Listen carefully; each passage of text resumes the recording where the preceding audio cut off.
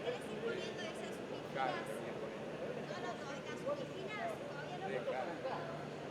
Claro, directamente para acá, claro. Yo creo que puede dejar coche y ahí acá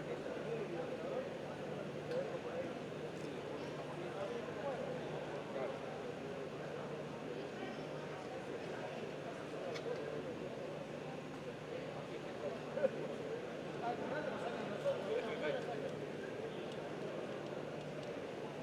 Sí, yo quiero después. Sí. Bueno, ¿Esa también o no? La cámara que hay. Déjalo ahí.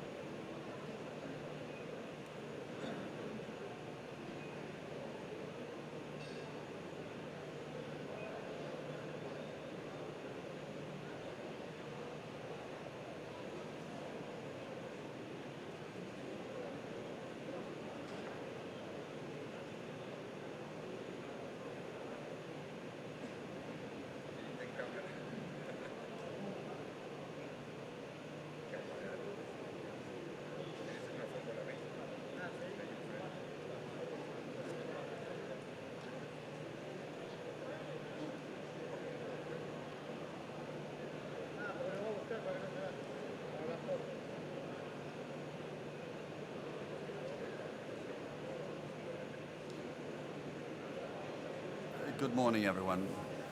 Once again, I'd like to welcome you, dear colleagues and special guests. And I would also like to thank you for being in Buenos Aires. This is the first G20 summit in South America. And it's been 10 years since the heads of state and government of the G20 met for the first time. Gathered in the United States in the spirit of creating this mechanism, this dialogue forum, which made it possible at that time to prevent a worsening of the international financial crisis. In the past years, changes in social, political, and economic circumstances, both globally and within our countries, have led to doubts being expressed with regard to contemporary multilateral mechanisms, including the G20. And tensions have surfaced among our countries regarding the way to individually tackle the challenges and address global opportunities. Therefore, although the agenda that brings us together today is different, I would like to ask us to act with the same sense of urgency as in 2008. Because in a diverse world with multiple protagonists, each with their own history and culture, the essence of the G20 is to foster dialogue while respecting differences and encouraging actions based on shared interests. Let me say, as you will know, that this summit is an unprecedented event in our country. Never in our history have we had so many leaders at the same time in our country. And we see this as a gesture of support and an acknowledgement of the presence and performance Argentina is exhibiting globally, especially after so many years of isolation. Here, we, the leaders, meet face to face. We speak candidly. We ratify our common ground while managing disagreements. And this has been happening year after year for a decade now. And I do hope that during the course of this day and a half of work, we'll be able to lay the foundations for consensus for the next 10 years. It's a huge task at hand. We are all witnesses to profound changes taking place in our societies. Changes which have accelerated and grown in recent years, especially in the last 10 and 5 years. Changes in production processes, in behaviors, in customs, in the way we communicate, along with other advances such as in nanotechnology, artificial intelligence, virtual reality, robotics, 3D printing, all of which opens up doors and creates opportunities for progress, but it also challenges many of our categories. Today, a citizen in 30 days receives more information than what they would have received over the course of the whole lifetime 30 years ago. So 30 days as opposed to 30 years. This means that people have become rich in information and millionaires in terms of expectations, which I think clearly signals the level of the challenge today. And we need to rise to that challenge. Many people look at us and have doubts regarding these summits and what they're good for. And it is our duty to show to the world that today global challenges require global responses. Problems such as the future of work or climate change are issues that we can't resolve on our own, each of us. So I would like to invite us all to work together to take advantage of the mechanisms available to us today and to discuss what other mechanisms we may need in order to continue to offer coordinated responses. The way I see it, the solution, as we saw in our retreat, is dialogue. Dialogue and dialogue. That is the way of pushing the limits of the possible, on the understanding that each country will have its own preferences, values, and interests, but we all do agree on something, that we want to foster sustainable development. And we assume the responsibility of chairing the G20, convinced that we need to make a contribution and that we can make a contribution to international cooperation, to multilateralism, and to global governance. We've already held over 50 meetings all around the country, since we're a federal country. And we are proud of each of our regions, of the talent of our people, their opportunities, their drive, their natural resources, and their cultural heritage. I would like to take this opportunity as well to thank all Argentines who have taken part to make it possible to welcome you all to this major event. And I would also like to thank the residents of Buenos Aires who agreed to tackle the challenge of moving around the city while we have a meeting. And under the theme of building consensus for fair and sustainable development, these days we'll be dealing with several topics such as the future of work, infrastructure for development, a sustainable food future, financial stability, climate sustainability, and international trade, among others. This is a people-centered agenda with a forward-looking view. I'm an optimist by nature. I have always been. But especially after this year of work with my team and with the support of all of you,